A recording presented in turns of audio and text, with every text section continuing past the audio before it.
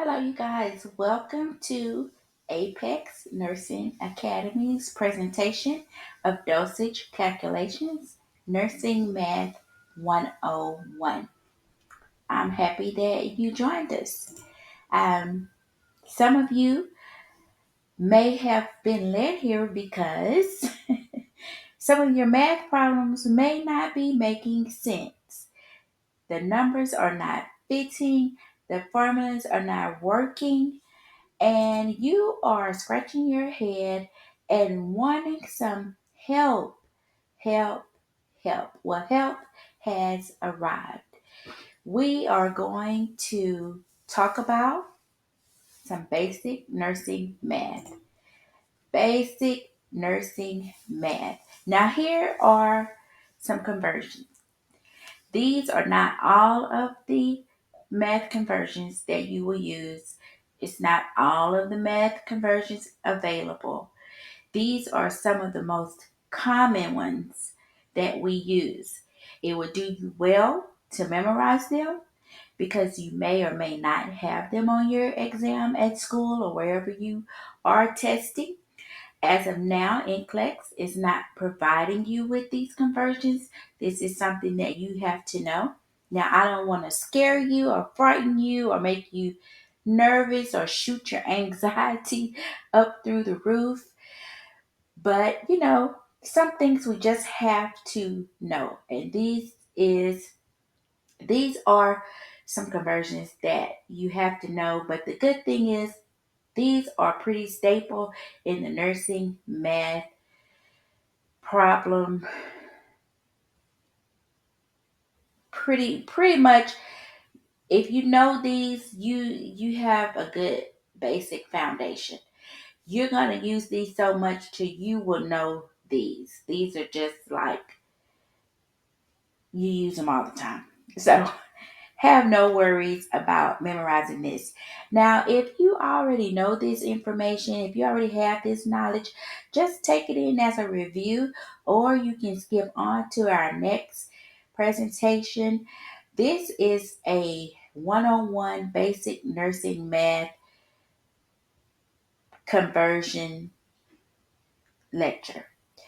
So if you don't know this or you're just learning this, just starting, this is a good place to start. It's always good to have a good foundation. Math is one of those subjects where you start, you build a good foundation and then you keep building on top of that, building on top of that. So I will explain things and make things simple. And if you have any questions, comments, leave them in the comment section. I will see them and I will respond. Now, in this lecture, we're going to be talking about desired over half method. I just say Formula 1 because we're going to eventually go through many different formulas. So this is just Formula 1, the desired over half method. You may have heard D over H times Q, D over H times Q. D is for desired, H is for half, Q is for quantity, and X is what you are solving for. And we will go more into what desired, half, and quantity means here in just a minute. You may see desired over available method. D over A times Q, D over A times Q. If you see that, do not be alarmed. You are doing the same thing as you would with D over H times Q. D over A times Q is a newer terminology. D over H times Q is an older terminology. When I was in school, we used D over H times Q.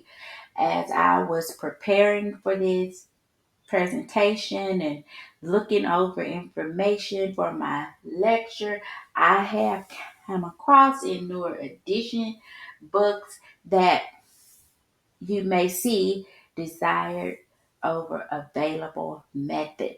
So just know it's the same as D over H times Q. So, what does D over H times Q mean? Well, desired, the D is basically your order. It is what the healthcare provider has prescribed, the desired dose that they want the client to have. Have is what you actually have on hand. What's on the label? What has the pharmacy made available to you to give to the client? Quantity. Quantity is the volume of what's available. Now, you may have a medication bottle or a blister pack, whatever your medication comes in, a packet. It may say um, that each tablet is 25 milligrams. Well, if it says that, that's the quantity because you need to know what each tablet is. Now, sometimes it may be tablet in your problem. You may be looking for what milliliter, how many milliliters to give. That's a quantity. So, whatever form of that volume, that's your quantity. Okay, let's look at a problem. A nurse receives an order to give levothyroxine 150 mics PO daily. The med label reads levothyroxine zero point 0.1 milligram per tablet. How many tablet or tablets will the nurse administer? So let's think about our D over H times Q, and let's pull that information from this problem. So I've already underlined order to alert you that the desired dose is going to come from an order. That's where you start, from an order. So, what has been ordered? Levothyroxine, 150 mics. And you will notice that I have color coded through our problem and through the components of our formula, desire, have, and quantity. I have color coded those parts in the problem because I want those who use color to be able to pull that out. Across the board, people receive knowledge, take in knowledge, and process knowledge in different ways. So, this is why I am trying to touch everybody, as best I can, because we all learn in different ways and we all learn in a combination of ways. Some people can learn by speaking, some by reading, some by uh, grouping with colors, and some just a combination of all three. I know when I was in school, I had a combination of all three. So if you see the zero point 0.1 milligram, it's color coded with half. So that is what we have on hand. That is what the pharmacy has made available for us, levothyroxine zero point 0.1 milligram. Well, what's the quantity? Well, it says per tablet. So each tablet is zero point 0.1 milligram. Okay, now you may be pulling that tablet out of a Pyxis and it comes in an individual pack and it's a zero point 0.1 milligram tablet. You may have it in a blister pack and everything is zero point 0.1 milligram tablets. You may have it in a pill bottle and all of the tablets in that pill bottle are zero point 0.1 milligram tablets. So you need to know, how am I going to give 150 mics? Because that's what my order has said I need to give. So how do you give 150 mics from a zero point 0.1 milligram tablet? Well, that is where your desire, your have, and your quantity come into play. You take your D over H times Q formula, plug in your numbers, and you get your dosage. So we're going to practice a few problems. Remember, write your math conversions down.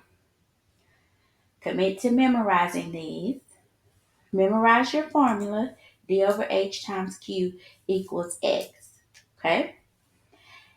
practice, practice, practice. We're going to do a couple of problems, but then you just keep practicing. And the more you practice, the better you'll get at doing the problems. All right, you guys, I have my setup for our problems. I will be working through a couple of problems using our D over H times Q formula, and you can work through them with me. If you have any questions, put those in the comment. I will see your comment and I will answer your questions, okay? So remember that our D equals desired. H is what we have, and we're going to multiply that by our quantity to get what we're looking for, which is the X. So our first problem says a nurse has an order to give metformin 1,000 milligrams PO every AM. How many tablets or tablets will the nurse administer?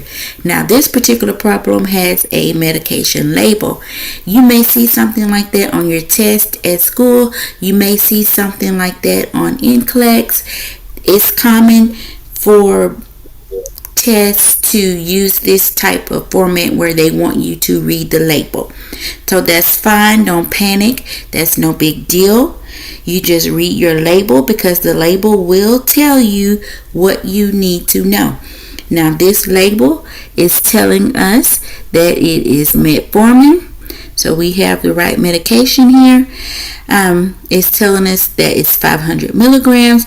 And if you can see here, it says it's 100 tablets. Now that only means that it's 100 tablets in this bottle or in this blister pack, in this whatever. It is 100 tablets. It's not telling us anything about milligrams. For milligrams, we only looking here at this 500. This is telling us that each tablet is 500 milligrams, and that is what we use for our quantity, okay? So don't get confused by things that you may see on a label, but just look for the information that you need. And we know the only information that we need is that it is metformin and that it's 500 milligram tablets. So let's put our numbers in here. What is the order? The desired dose. 1,000. Well, I shouldn't write in red. Let's not do red. Let's see. Let's not do red. We have 1,000 milligrams over, what do we have on hand? We have 500 milligram tablets. Our quantity is 1 tablet. 1 tablet is 500 milligrams.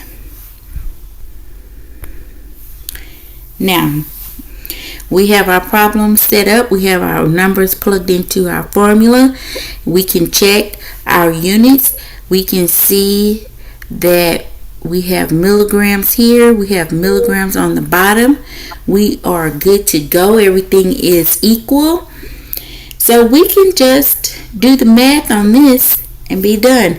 Now you can say 1,000 divided by 500. Get that answer and multiply by 2. Which 1,000 divided by 500.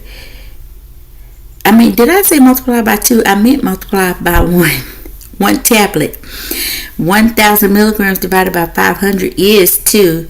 And you're going to multiply by 1 tab and you're going to get 2 tabs. Don't forget your carry out all of your units, whatever it is, carry it out to the end. So you can do it that way, or you can say 1,000 times 1, which would be 1,000, and then multiply the whole thing by 500 and you're still going to get 2. Okay, just to show you that. So you're not wrong if you do it that way, is what I want you to understand. So how many tablets or tablet will the nurse administer? Well, we've done our math, we've set up our problem, we've pulled out our values, and we have figured that we are going to administer 2 tablets. Now, this is simple numbers. We probably could think about this in our head. If we need to give 1,000 milligrams and each tablet is 500 milligrams, well, we know 500 and 500 is 1,000, so we can give 2 tablets. But as you know, and we'll see that numbers get bigger and bigger, and you still, if you learn your formula as a foundation, then you can always plug in numbers into it. Even sometimes you may see something that you do know in your head, but it's always good, especially if you're testing, to write it out. Just write it out so that you don't make mental mistakes, so that you can see what you're doing, because you want to get your answer right and you don't want to put the wrong answer just from a mental error, because the key is to get your answer correct and to pass your test, pass your exam.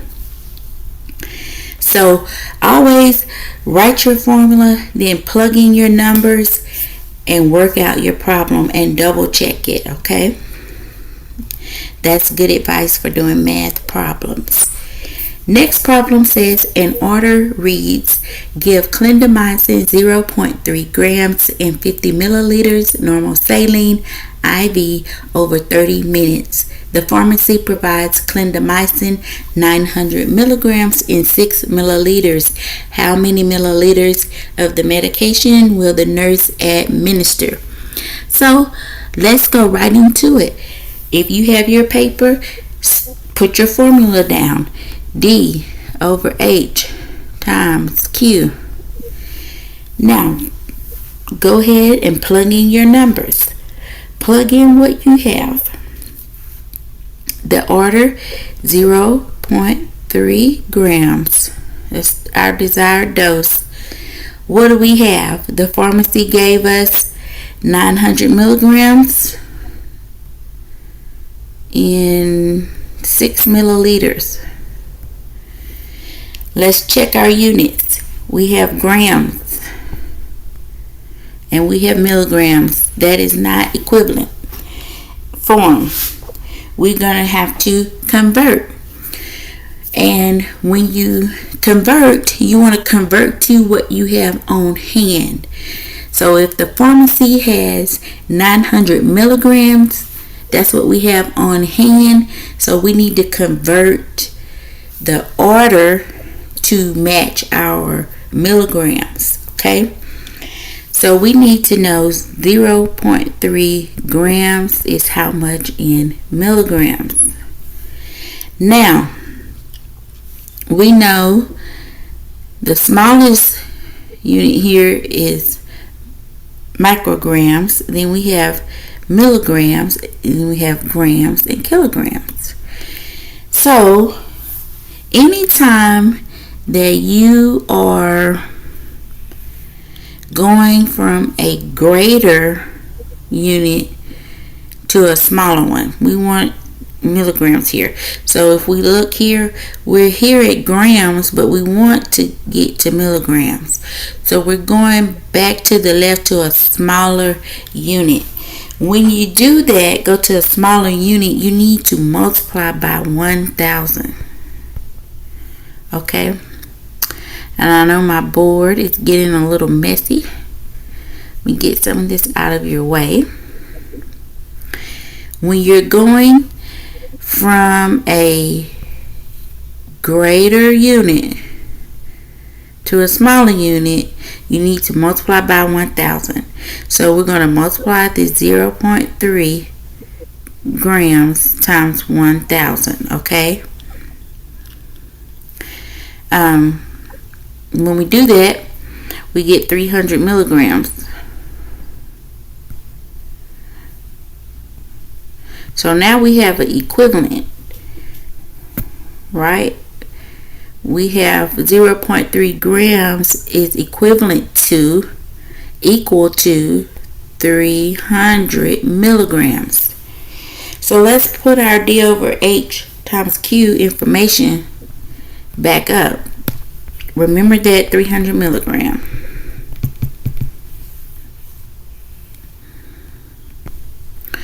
So our desired amount, our order is 0.3 gram, but we know that that is the same as 300 milligrams. What we have, the pharmacy gave us 900 milligrams. You see how this is already looking better because this is already equal times 6 milliliters. So again, if you want to multiply 300 times 6, then divide by 900, you can. If you do that, you're going to get the same answer. In the end, you will get the same answer. If you did 300 times 6, you're going to get 1800. And if you divide that by 900, you're going to get 2.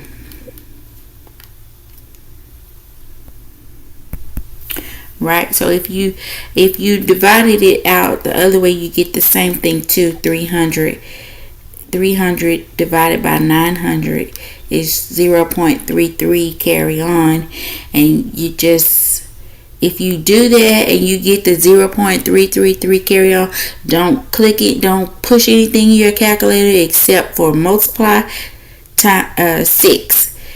Just leave the whole 33333 in there and just multiply times 6, and you're gonna get 2 milliliters. These cancel out. That's all you have left is milliliters. Okay. So again, it says how many milliliters of the medication will the nurse administer? We will administer 2 milliliters of clindamycin. Okay. If you have any questions, please leave them in the comment. If you know this information, just take it in as a review. Look at it like that. I really try to think about if a person does not know anything about this is new to them, or they're just starting to learn, really getting in. I try to make things simple, explain it in a simple way, go through the details and explain what letters mean, just to get a good foundation, because in math you have to build up on top of what you learn. So when you're first starting out, and we all remember how it is when you first start out, you don't know, and it means so much when someone can break down things and give you meaning and give you that good solid foundation. So that is what we are doing. This is basic dosage calculation 101. We'll do more practice problems for this, and we'll continue to build on this in our dosage calculations. But in the meantime, if you have any comments, leave them in the comment section. If you so choose, subscribe to our Apex Nursing Academy page. And we'll see you next time. Bye-bye.